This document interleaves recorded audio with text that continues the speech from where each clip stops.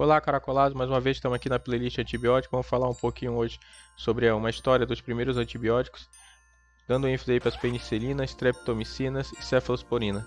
Desde já peço seu like, se inscreva no canal para contribuir com o desenvolvimento dele e com o engajamento dos conteúdos.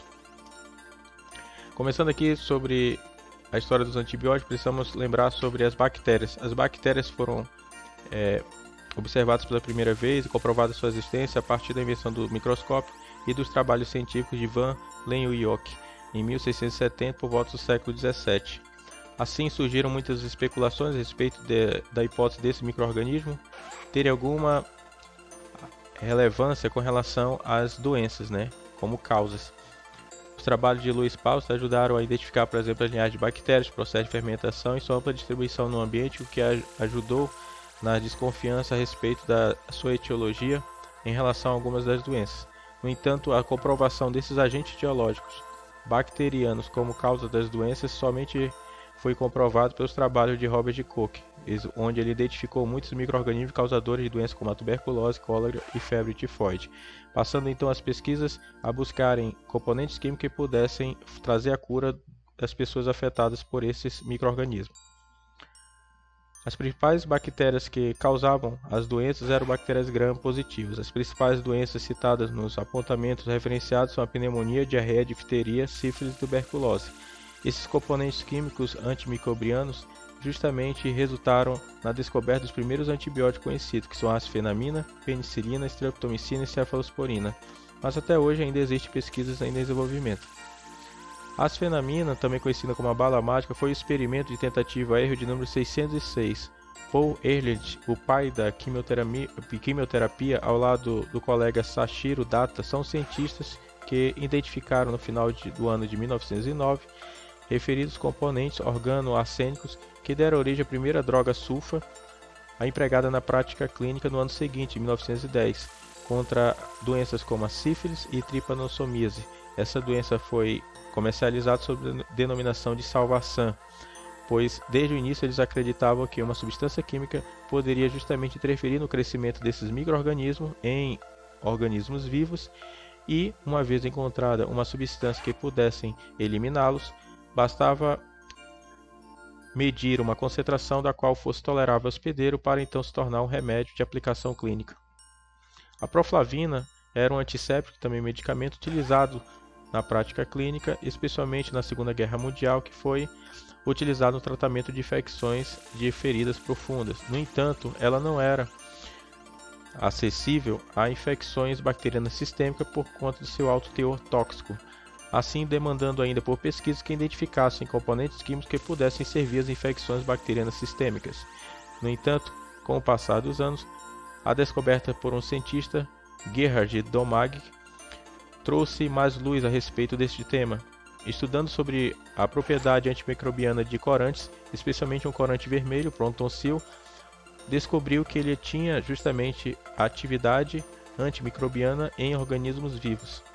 Assim, essa substância se tornou um profármaco que deu origem a uma nova classe de antibióticos sintéticos chamada de sulfas ou sulfonamidas.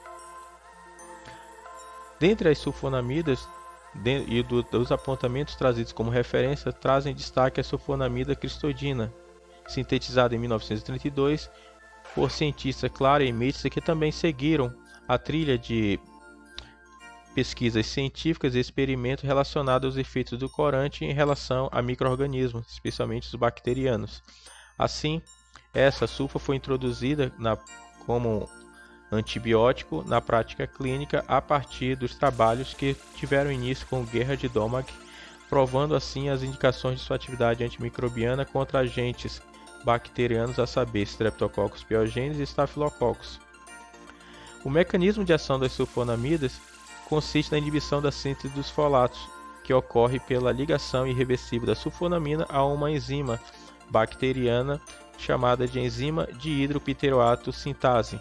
Ela faz parte da cascata enzimática e de substratos intermediários necessários à formação do folato, conforme a figura no canto superior direito da tela de vocês.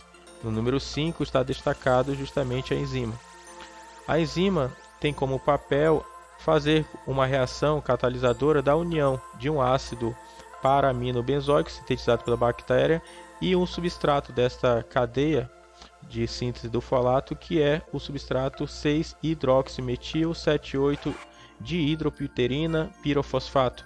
Para que haja a união entre essas duas moléculas, é necessária a reação com a ligação da enzima dihidropyteroato sintase. Uma vez que o antibiótico é introduzido na bactéria, ele então reage com essa enzima, inibindo a sua ação, e por essa razão, não havendo a reação de condensação entre as duas moléculas referidas.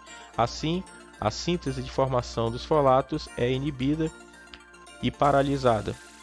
Ocorre que a falta dessa síntese de folatos para a bactéria ocasiona danos tanto em sua síntese proteica como no seu próprio metabolismo de muitas substâncias que dependem desse substrato ou mesmo dessas moléculas relacionadas à formação do folato. Entre os tipos e indicações de sulfonamidas citadas nos textos referenciados, damos destaque às sulfonamidas, com indicação de infecções do trato urinário relacionadas à nocardia, as sulfacetamidas, com indicações a infecções bacterianas oftálmicas e tópicas, as sulfodaxinas, com terapia combinada com piritamina, para indicações de malária, cuja etiologia é o Plasmodium falciparum, além do sulfamectazol, também em terapia combinada com o pirimectazol, para indicações contra Streptococcus, Staphylococcus aureus, Staphylococcus aureus resistente à meticilina, Escherichia coli, Haemophilus influenza, Pneumocystis gyrovese e Toxoplasmose. Todas as sulfonamidas, por terem ação ou atividade contra bactérias gram-positivas e gram-negativas, possuem então um espectro de atividade chamado de amplo espectro. As estratégias das bactérias para combater a ação dos antibióticos, especialmente falando das sulfonamidas, podem ser compiladas em 4. A primeira delas é a permeabilidade diminuída das membranas da bactéria, especialmente a partir, por exemplo, dos seus canais de porina, que impedem a passagem dos antibióticos. A segunda estratégia é a ativação de bombas de efluxo, onde os antibióticos, mesmo estando dentro das células ou após a passagem das suas barreiras, como as membranas, acabam sendo drenados e novamente encontram-se no meio extracelular por conta da ação e ativação dessas bombas de efluxo.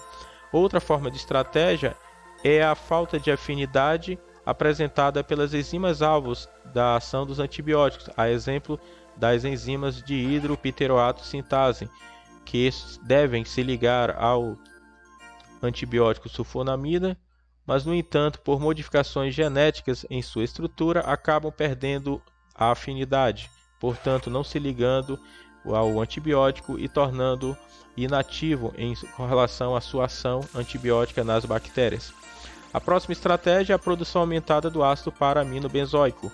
Como nós vimos na figura passada, o ácido para-aminobenzoico é necessário na síntese do folato, uma vez que ele se liga a uma outra molécula intermediária dentro da cascata enzimática. A enzima que é responsável por essa reação depende justamente da presença e ligação deste ácido.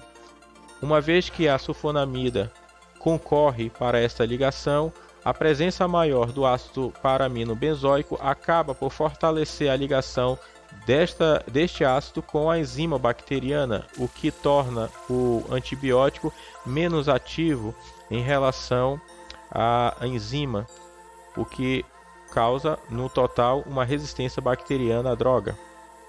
Agora, falando sobre as penicilinas, a mais conhecida e famosa dos antibióticos, trazemos então da história do cientista Alexander Fleming, em 1928, quando, através de estudos de propriedades de lisozimas, observou em uma de suas placas de cultura colônias de Staphylococcus aureus que tiveram seu crescimento inibido por conta da presença acidental de uma espécie de mofo, em especial um mofo azul, qual chamou de Penicillium notatum. No entanto, apesar de observar que as bactérias foram inibidas pela presença deste micro-organismo, não pôde provar seu valor terapêutico, devido a algumas dificuldades de ordem de estabilidade da substância, dificuldade de extração e receio de componente tóxico com relação ao micro-organismo caso experimentassem seres vivos. No entanto, muitos outros estudos se seguiram nos anos seguintes e cientistas como Howard Florey e Ernest Chen acabaram por conseguir publicar trabalhos comprovando as propriedades antimicrobianas deste micro-organismo. Em especial, uma pesquisadora, Mary Hunt, conseguiu inclusive isolar o penicilino crisógeno responsável pela ação antimicrobiana, inclusive permitindo a sua produção em escala para utilização, por exemplo, na Segunda Guerra Mundial entre soldados feridos, especialmente tratando-se de infecções de ordem bacteriana que não apenas fosse de feridas, mas infecções realmente sistêmicas. O mecanismo de ação das penicilinas realmente é bastante conhecido. Já temos alguns vídeos, inclusive, a respeito dele. Trata-se de uma droga bactericida que causa diretamente ou indiretamente a morte celular ou lise celular da bactéria. Ela tem um anel beta-lactâmico fundindo a um outro anel, chamado de tiazolidina, quando tem 5 átomos, ou dihidrotiazínico, quando tem 6 átomos. A junção desses dois anéis forma uma classe de antibióticos chamado de beta-lactâmicos, derivados de sua estrutura molecular essencial, a saber, o ácido 6-amino-penicilânico. Este anel é responsável pela inibição das formações das cadeias peptídeo-glicanas, uma vez que inibe a formação das ligações cruzadas entre as cadeias peptídicas nos terminais D-alanina. Isso porque se liga irreversivelmente à enzima transpeptidase bacteriana, responsável por essas ligações cruzadas entre essas pontes ou essas cadeias peptídicas, que são tão necessárias à união, integridade e formação da parede celular bacteriana. Uma vez que a parede celular bacteriana não possui essas ligações cruzadas, tende a se deteriorar, cujos danos podem alterar a sua forma, bem como a sua permeabilidade, fazendo com que o influxo de íons e água acabem por entumecer a célula bacteriana, levando a lise celular ou morte celular.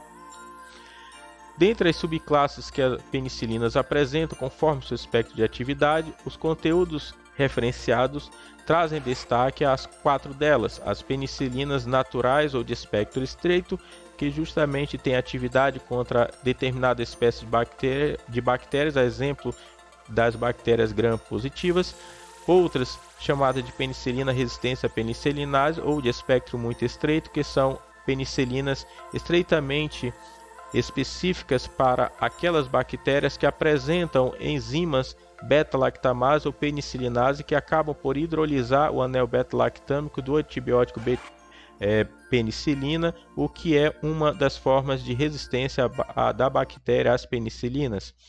A terceira subclasse de aminopenicilina, ou de espectro estendido, corresponde justamente àquelas penicilinas que, além de combater bactérias gram-positivas e gram-negativas, também se estendem a combate, ou cobertura de enzimas de bactérias resistentes.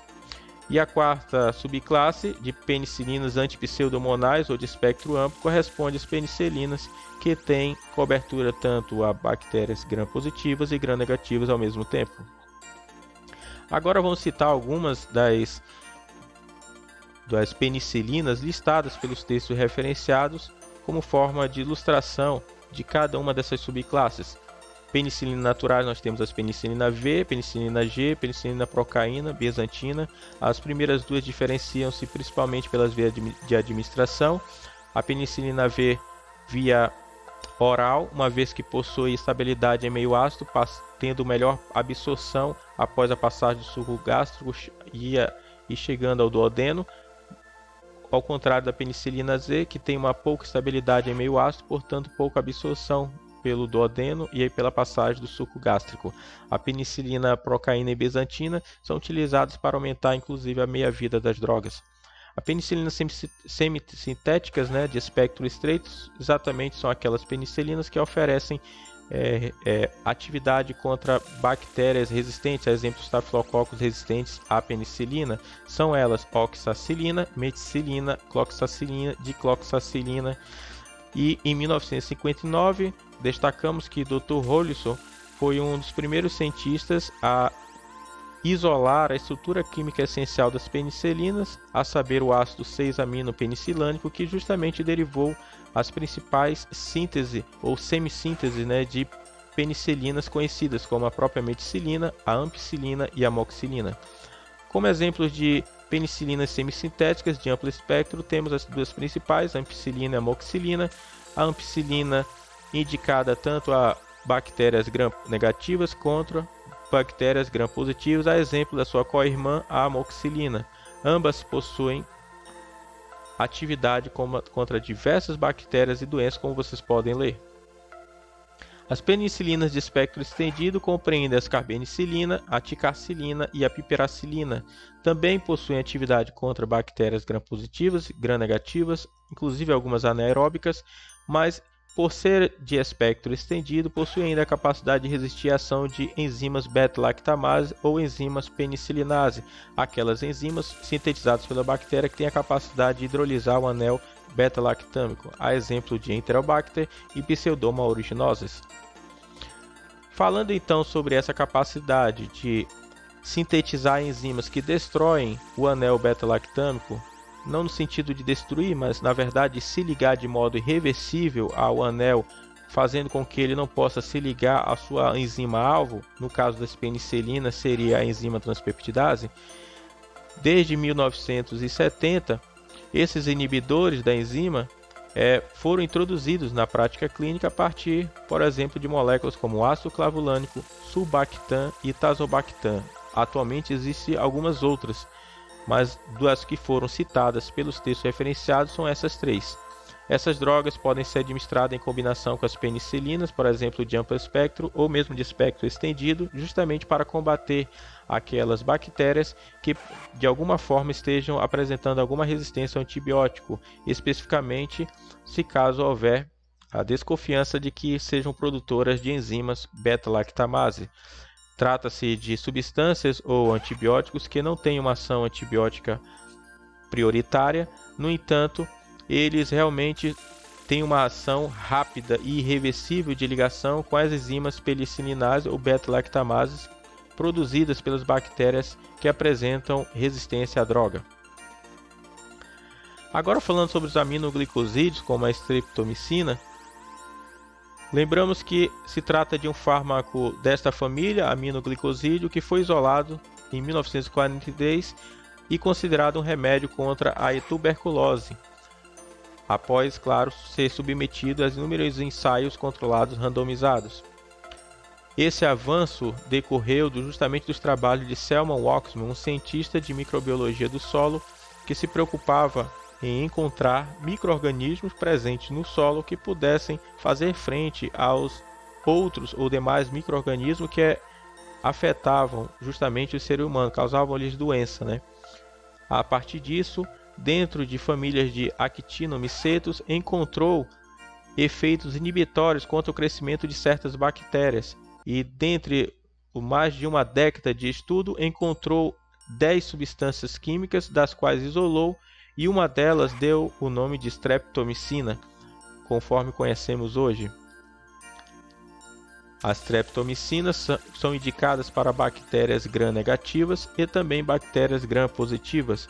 Tem um efeito sinérgico com a classe de antibiótico beta-lactâmico, significa dizer que seus efeitos são potencializados na presença da streptomicina, o que pode inclusive aumentar seus riscos, né, de reações adversas. A streptomicina, devido à sua polaridade como aminoglicosídeo, deve ser administrada por via preferencialmente injetável e são incapazes de atravessar a barreira hematoencefálica eficientemente. Logo, se for indicada sua utilização por uma meningite, deve ser inoculada diretamente no fluido espino-cerebral. Seu mecanismo de ação se restringe à inibição da síntese proteica e, a exemplo das demais drogas, se comporta como um antibiótico bactericida.